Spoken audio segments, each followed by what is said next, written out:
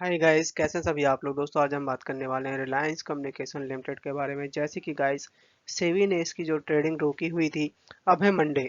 तो मंडे के दिन यहाँ पे ट्रेडिंग पे बहुत बड़ी खुशखबरी है गाइस। सो बहुत सारे लोगों के दोस्तों कमेंट थे कि हमें बेचना चाहते हैं या फिर हम यहाँ पे क्या करें, क्योंकि यहाँ पे जिस तरीके से रिलायंस जियो ने यहाँ पे इसको ऑफर दिया है, उसकी वजह से यहाँ पे लोगों को लगता है कि यहाँ पे डिलिस्ट हो जाएगा या फिर यहाँ पे एक बड़ी मूव भी देखने को मिल सकती है। तो चलिए गाइस, शुरू करते हैं हम अपना वीडियो। साथ ही अगर आप लोग हमारे चैनल पे न्यू हैं तो हमारे चैनल को सब्सक्राइब करें, लाइक करें, साथ ही बेल आइकन दबाना ना भूलें, जिससे सबसे पहले नोटिफिकेशन आपको मिले और आप उस न्यूज़ का फायदा उठा पाएं। जैसे कि गाइस, आप यहाँ देख सकते हैं कि शेयर ने 2.62 का क्लोजिंग दिया था और सेबी ने यहाँ पे रिस्ट्रिक्शन लगा दी। करीबन 3 दिन हो गए और इसमें ट्रेडिंग ही नहीं हुई है। बट अब है, कल है मंडे, कल के दिन ये शेयर खुलेगा। अब यहाँ पे बारी ये आती है कि अगर ये ग्रीन खुलता है, ऊपर की तरफ खुलता है, तो बहुत सारे लोगों के माइंड में ये है कि हम बेच देंगे। बट क्या बेचने के बाद क्या पता और ऊपर चला गया। सो गाइस, यहाँ पे अगर नीचे की तरफ लोअर सर्किट लगता है तो लोअर सर्किट लगने में आप बेच नहीं पाओगे। अगर ग्रीन लगता है तो आप चाहो तो यहाँ बेच के निकल सकते हो। सो गाइस, यहाँ पे आप देख सकते हैं कि इसमें नौ 9 नवंबर से सेबी ने रिस्ट्रिक्शन लगा रखी, उसके बाद ट्रेडिंग बंद कर दी है। अब मंडे के दिन यहाँ पे ओपन होगा। तो मेरा ये मानना है कि जैसे लास्ट टाइम हुआ था कि जब ये ओपन हुआ था तो सीधा लोअर सर्किट लगा हुआ था। गाइस, अगर लोअर सर्किट लगेगा तो हम बेच नहीं पाएंगे। अगर यहाँ पे नॉर्मल खुलता है तो हम इसको बेच पाएंगे। अपर सर्किट लगता है तब भी हम बेच पाएंगे। तो अब मंडे के दिन देखते हैं कि इसमें होता क्या है। आप मेरा विश्वास नहीं करेंगे, मैंने आपको बहुत बार बोला है कि मैंने जब बोला था कि आप देखिए 2 हफ्ते से इसमें तेजी बन रही है, तो आप चाहें तो यहाँ पे अपना प्रॉफिट बुक करके निकल जाइए। बहुत बार मैंने बोला था।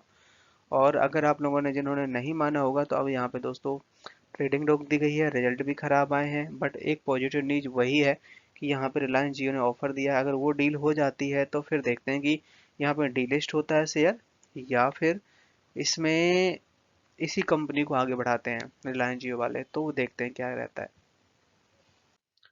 सबसे पहले आज थोड़ा सा हम आपको इसके जो नंबर्स आए हैं उसके बारे में बता देते हैं। गाइस, ये अपने यहाँ पे Q2 के नंबर्स हैं, ये अपने Q1 के नंबर्स हैं। यहाँ जो भी वैल्यू दी हुई है सारी की सारी करोड़ में दी हुई है।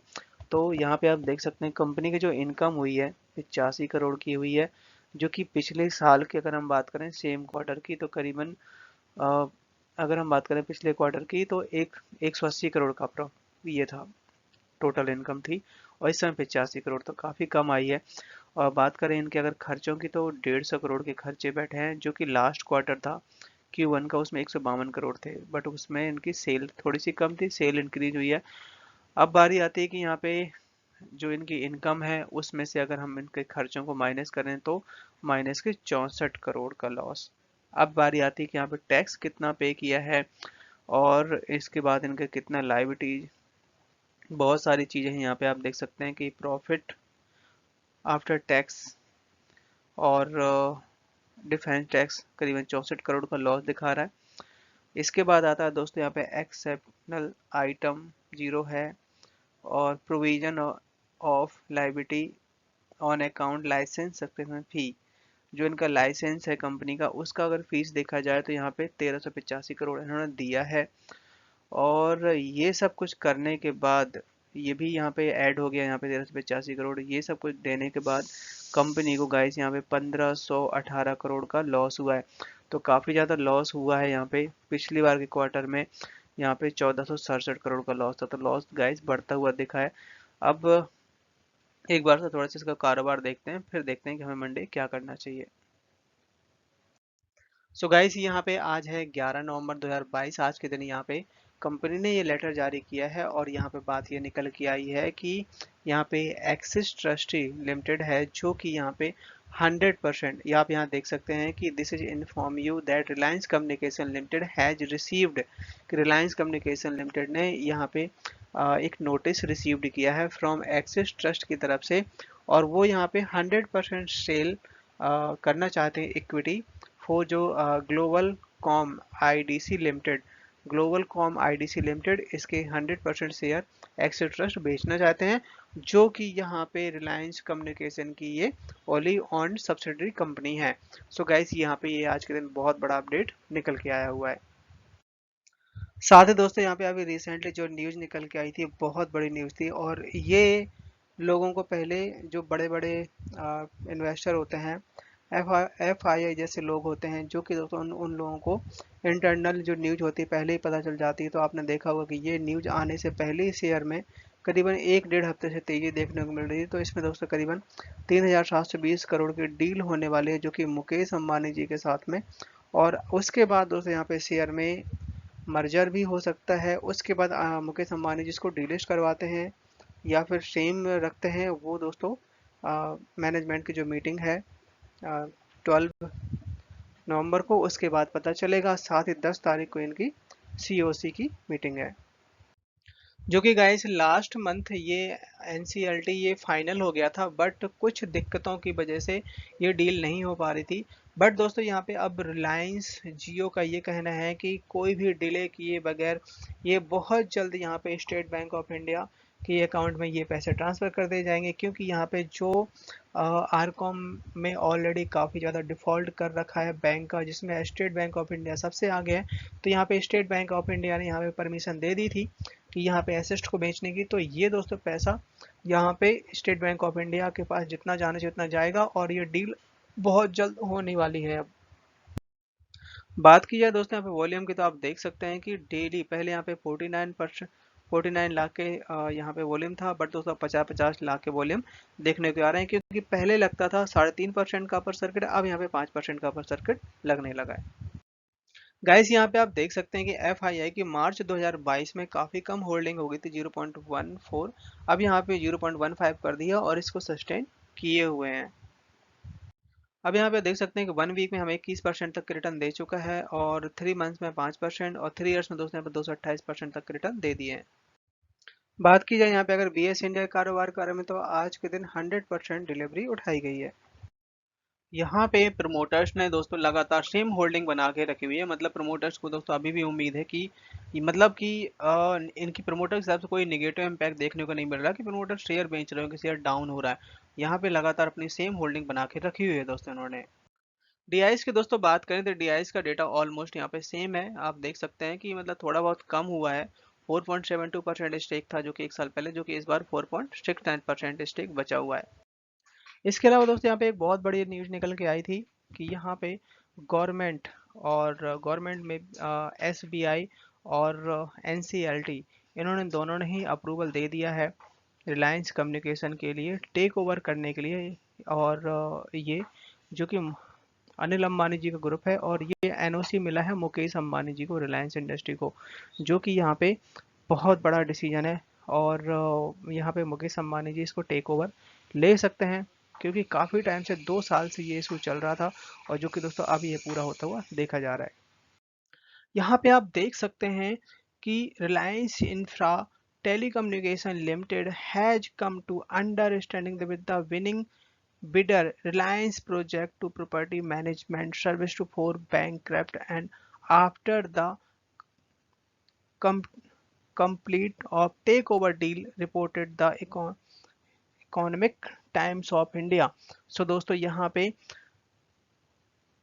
बहुत बड़ा यहाँ पे एक न्यूज निकली है इकोनॉमिक टाइम्स ऑफ इंडिया में, जिसमें यहाँ पे जो भी इनकी बिडिंग थी और अंडरटेकिंग यहाँ पे रिलायंस इंडस्ट्री इसको लेने वाली है, जो भी अनिल अंबानी जी के जो ग्रुप्स हैं। और वो देखिए अभी आपको हम और इसको डिटेल में समझते हैं। सो दोस्तों यहाँ पे आप देख सकते हैं कि आफ्टर 2 ईयर 2 साल के बाद यहाँ पे NCLT national company law tribunal, इसने ये दोस्तों यहाँ पे एक बहुत बड़ा एनओसी दी हुई है, बयान दिए हुए है। साथ ही यहाँ पे स्टेट बैंक ऑफ इंडिया जिसका लोन था रिलायंस अनिल अंबानी के ग्रुप्स में, उन्होंने दोस्तों यहाँ पे एनओसी दे दी है। और यहाँ पे अब रिलायंस इंडस्ट्री यहाँ पे अब इन पे अपना जो भी कारोबार रहेगा, जो भी टेक ओवर रहेगा, वो रिलायंस इंडस्ट्री बहुत जल्द लेने वाली है। तो आपने देखा होगा तभी सभी सारे सारे ग्रुप्स में यहाँ पे तेजी देखने को मिल रही है। साथ ही दोस्तों आप यहाँ देख सकते हैं कि बहुत टाइम से अनिल अंबानी के जो ग्रुप्स हैं और अनिल अंबानी जी यहाँ पे अपने कोर एसेट्स हैं, प्रॉपर्टी हैं, उनको लीज पे देना चाह रहे थे, सेल करने वाले थे।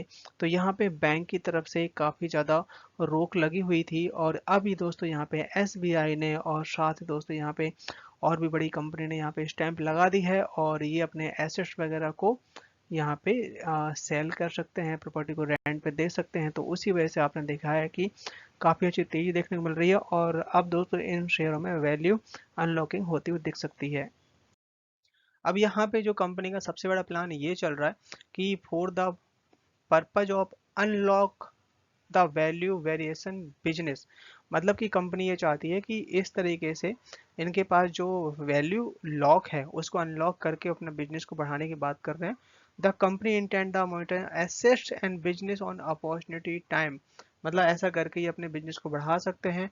इसके अलावा यहाँ पे कंपनी के पास no company sell dispose lease assets amounting more than 20% assets material subsidy and, मतलब कि दोस्तों यहाँ पे जो इनके पास ज़मीन पड़ी है उसको सेल करेंगे, उसको लीज पे देंगे और भी इनके पास जो एसेट्स हैं उसको भी दोस्तों यहाँ पे यूज करने की बात चल रही है, जिससे जिससे कंपनी का यहाँ पे मेन जो प्लान जो चल रहा है वो यहाँ पे निकल के आया है कि इनके पास जो debit reducing debit and liabilities of the company and unlock the value various business and assets, मतलब कि जो लोन वगैरह को कम करें, बिजनेस की जो वैल्यू है उसको अनलॉक करें। ये यहाँ पे इन्होंने प्लान किया हुआ है, जो कि दोस्तों यहाँ पे कंपनी के एसेट्स बेचने की बात चल रही है, जिसमें बड़े बड़े जैसे कि टाटा है, बिरला है, अब इसमें जो भी जिसके लिए काम की चीज होगी वो यहाँ पे अपने जाके बिडिंग होगी और अपने यहाँ पे उसको खरीद सकते हैं। रिसेंटली दोस्तों अभी एक सबसे बड़ी न्यूज निकल के आई है कि यहाँ पे 800 crore in Anil Ambani link account the of sore entire the bank transaction report, मतलब कि 800 करोड़ का यहाँ पे ब्लैक मनी का पता चला, जो कि उन्होंने टैक्स वगैरह पे नहीं किया, जो कि यहाँ पे बहुत बड़ा खुलासा हुआ है। और अनिल अंबानी दोस्तों जैसे कि इस कंपनी के एक तरीके से फेमस व्यक्ति हैं और अगर ऐसा पता चला तो दोस्तों एक थोड़ा सा काफ़ी बैड न्यूज निकल के आई है। सो दोस्तों अब बारी आती है यहाँ पे कि आरबीआई ने एक जो लाइव अपडेट दिया है आज के दिन, जिस तरीके से इन्फ्लेशन बढ़ रहा है, रेट महंगाई बहुत ज़्यादा बढ़ रही है, उसको काबू लाने के लिए यहाँ पे आरबीआई ने करीबन 5 हफ्ते में 2 बार ये रेपो रेट बढ़ा चुके हैं। तो इस बार में दोस्तों यहाँ पे 50 बेसिस पॉइंट का यहाँ पे रेपो रेट बढ़ा दिया है और इसका इम्पैक्ट दोस्तों यहाँ पे सब पे पड़ने वाला है, जो भी इंडस्ट्री है, जो भी रिटेल इन्वेस्टर है, उनके दोस्तों ईएमआई पे, मतलब कि रेट ऑफ इंटरेस्ट उन्होंने बढ़ाया है, जिसका इम्पैक्ट सब पे पड़ने वाला है। और मे भी दोस्तों इसका इम्पैक्ट जो सबसे ज़्यादा लोन वगैरह लेते हैं उन पे ज़्यादा पड़ेगा। तो इसका इम्पैक्ट दोस्तों भी आपको Q1 की अर्निंग या Q2 की अर्निंग में देखने को मिलेगी। बट दोस्तों आपको एक चीज़ बताना चाहेंगे कि ज़्यादा नहीं फर्क पड़ेगा, क्योंकि बाकी और जो इन्फ्लेशन का और जो रेट बढ़ रहा है वहाँ पे डाउन साइड देखने को मिलेगा, तो कोई खास ज़्यादा फर्क नहीं पड़ेगा। सो दोस्तों यहाँ पे बहुत अच्छे रेट पे अवेलेबल है शेयर, आप यहाँ पे ज़रूर बाय कर सकते हैं। और साथ ही दोस्तों यहाँ पे कंपनी के कुछ एसेट्स को यहाँ पे सेल होने की बात हो रही है, काफ़ी टाइम से बात हो रही है। और जैसे कि अभी सेबी ने रिलायंस पावर और रिलायंस इंफ्रा से अनिल अंबानी जी को हटा दिया है, तो उसके बाद से यहाँ पे काफ़ी ज़्यादा उसके बाद से यहाँ पे काफ़ी ज़्यादा खरीदारी देखने को मिली थी। और जैसे दोस्तों यहाँ भी मैनेजमेंट चेंज हो रहा है, अभी रिसेंटली रिलायंस पावर में बहुत सारा मैनेजमेंट, हायर मैनेजमेंट को हटा दिया गया और दूसरे जो मैनेजमेंट है वो यहाँ पे अपॉइंटमेंट हो चुके हैं। तो उसका यहाँ पे इम्पैक्ट पड़ सकता है, यहाँ भी नए जो मैनेजमेंट है आ सकता है और जो कि यहाँ पे एसेट्स को बहुत जल्दी सेल हो सकता है, जो कि दोस्तों अपने लिए गेम चेंजर साबित हो सकता है। जो भी यहाँ पे इन्वेस्टमेंट किए हुए हैं लॉन्ग टर्म के हिसाब से, लॉन्ग टर्म में आपको अच्छे रिटर्न देखने को मिल सकते हैं, बट दोस्तों ये थोड़ा रिस्की है, तो अपने रिस्क के हिसाब से यहाँ पे इन्वेस्टमेंट करें, ज़्यादा इन्वेस्टमेंट ना करें।